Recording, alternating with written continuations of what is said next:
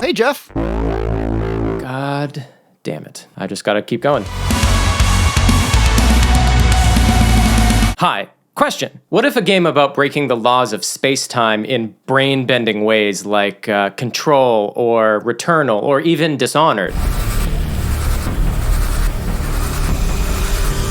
had a soundtrack of high-octane metal music instead, kind of like Doom Eternal?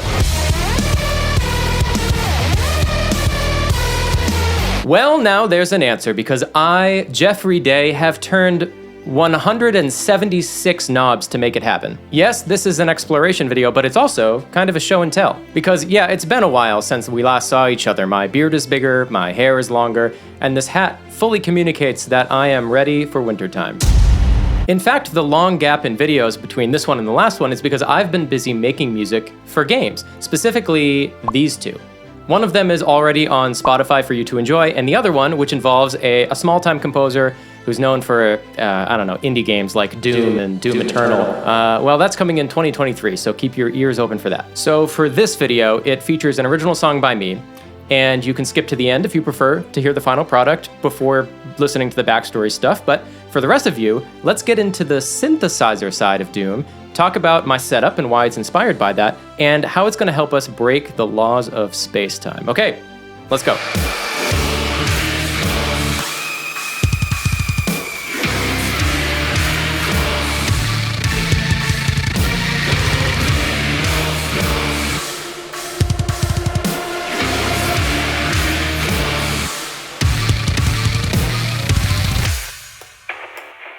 So you've probably seen those videos of Doom behind the music, and one thing that sticks out, to me at least, is Mick's incredible hardware setup. Racks on racks on racks of oscillators, filters, distortions, and more. He also mentioned that he spent a bunch of time with a vintage synthesizer called a Polyvox. Well, that's where I'm going to start. Right here, I have two mini versions of that Polyvox synth. I need two because in the Eurorack modular world, if I only have one, everything would be in mono. I actually need two for the stereo spread. So here's how it sounds just on its own. They make a lot of other sounds too. As you can see, there's plenty of knobs here to turn, but that's just one example. It's a pretty straightforward synthesizer, and they're cool, but they don't really compare to the real thing. I'm talking about the old one that you can see here in this picture. Luckily, I know somebody who actually owns one, and they were kind enough to show it off to me. Oh, hey. This is like the filter, or controlling the filter on the Polyvox. So let me just play that. All right, so let's go to the Polyvox and check out the settings there.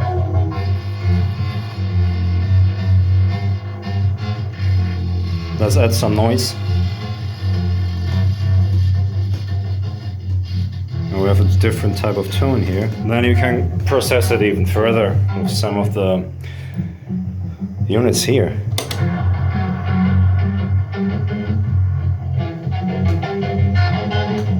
Make it more aggressive, you know, with the RML or whatever, like the R53. And then you could, like in real time, fiddle around.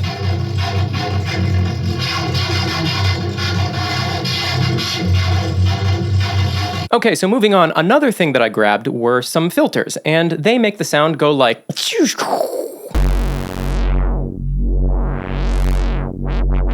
This guy over here is a granular reverb type of thing, and it makes really wild metallic or ambient sounds depending on the settings.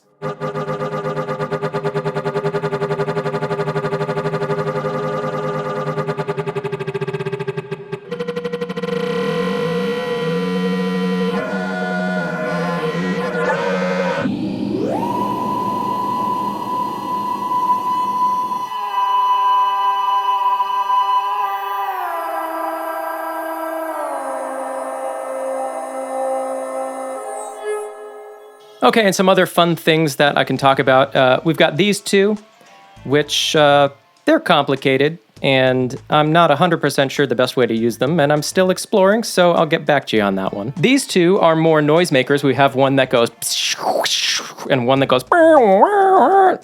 That's pretty much all they do. We got these two making synth effects. So this is This wave swarm here makes your super saws and things like that. And then you have one that makes feedback. It's a feedback generation tool. It's pretty cool. That's all fun and stuff, but the important thing is that the majority of my setup is distortions. Here's a short riff that I wrote with my Polyvox module so you can hear what it sounds like without anything on it.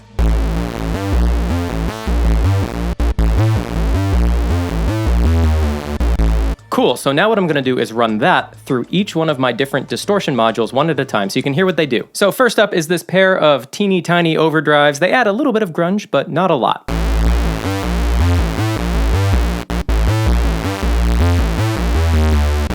Next up are a pair of fuzz distortions, which work similarly to guitar fuzz pedals, but with the ability to automatically change the settings.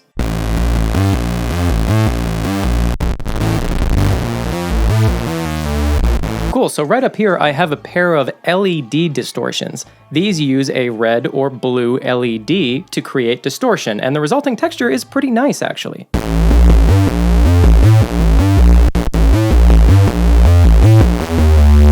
Okay, let's move on to the top corner, which is the Game Changer Plasma Drive. I only have one of these, so everything is mono, but it's a cool and unique fuzz distortion type effect.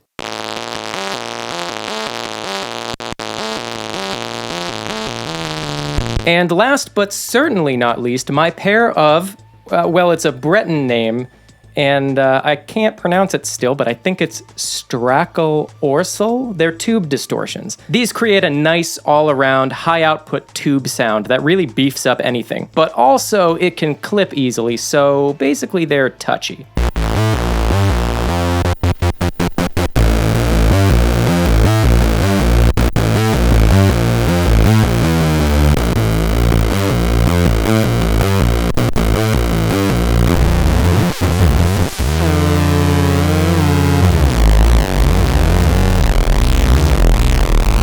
They aren't as aggressive as the Metasonic stuff that you might have heard about from previous videos, but as an all-around tube distortion, they definitely do the trick. And as a totally free bonus, they pick up the radio.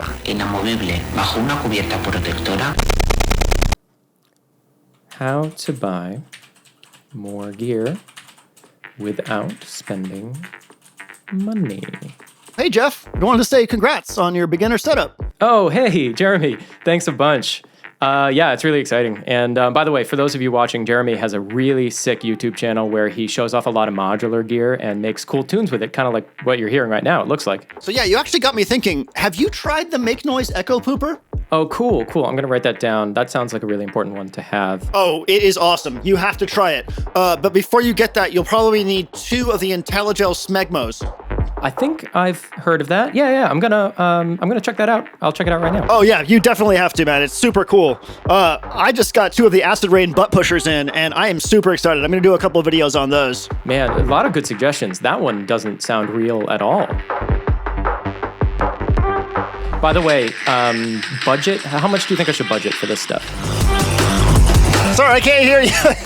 I could have sworn you said budget. Anyways, I gotta go. Okay. So I've been meaning to make another original song for a while now, and I think now is the best time to do it. If you remember my previous 2 originals, Providence and Maker's Hand, the story follows a main character who fights cybernetic punks, Providence, and then Wasteland Bandits, Maker's Hand, and now this time they're going to be fighting extra-dimensional monsters. So what that means is I have to make my hardware do extra spooky sci-fi monster stuff. I am 68% sure we can do that. So let's give it a try.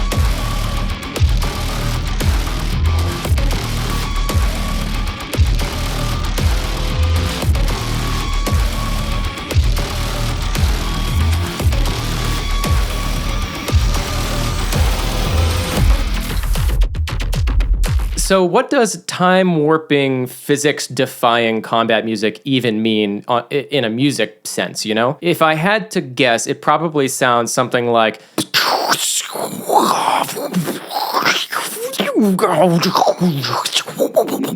know what I'm saying? Like something like that. So what you're looking at here is that I made a bunch of sounds with the hardware, but nothing with an actual melody yet. It's all raw material.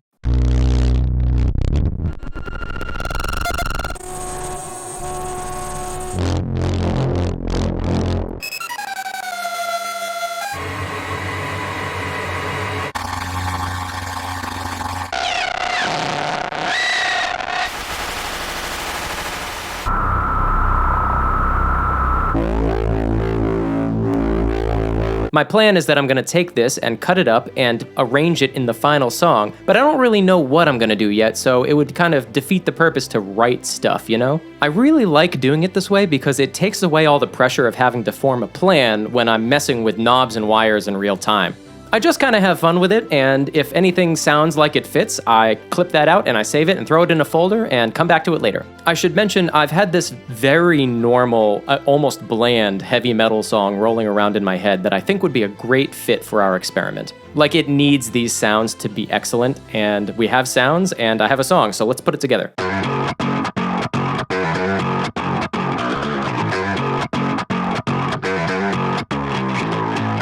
Wait a sec, wait a minute. You know what that riff sounds like?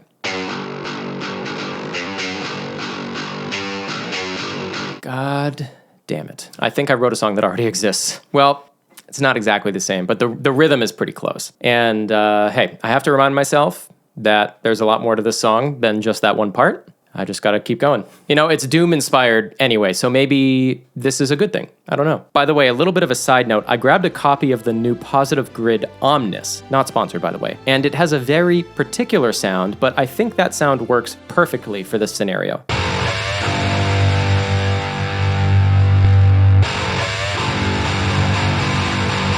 Okay, you know what? Let's get those hardware sounds in there. Just gonna cut that audio up into tiny little pieces and sprinkle it all over the place.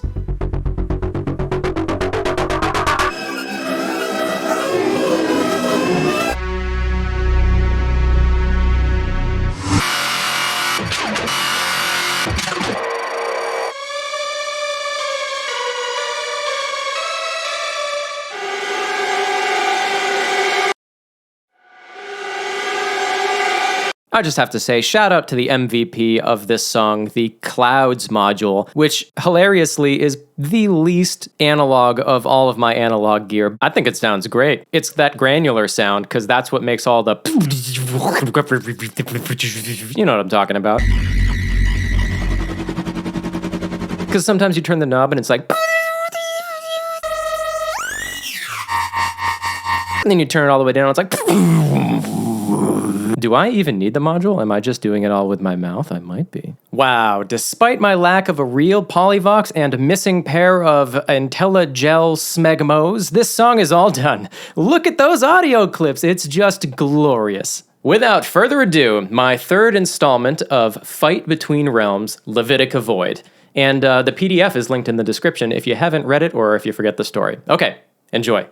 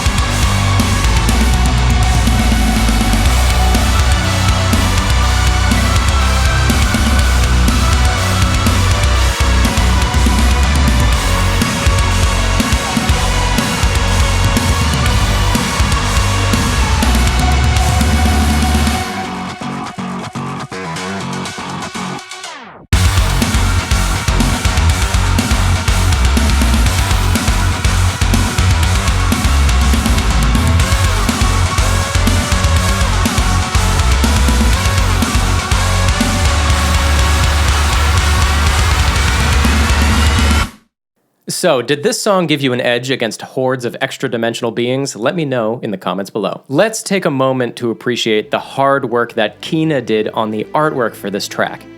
You know, I could not imagine the characters and locations of Fight Between Realms being anything other than what she's created, so give her a follow on her channels like Instagram and Twitter if you want more just like it. And she does more like it, and it's fantastic. If you want to support my work and these videos, as well as get access to the deep dives and stems for this song, plus much, much more, please consider becoming a patron. The credits rolling are folks already taking advantage of the benefits, and to all my patrons, thank you so much for your support. I really, really, really appreciate it. You can get this song on Bandcamp for free, as always, or for any price you think is best, and you can also listen on streaming platforms by checking out the links in the pinned comment below. There is so much I want to talk with you all about, and it's part of the reason I've been a little less present on YouTube, but I can't yet, so keep your eyes open for stuff early next year. Until then, I've been Geoffrey Day. You've been absolutely stellar, and I hope you're back again for the next video, and finish your Christmas shopping. See ya.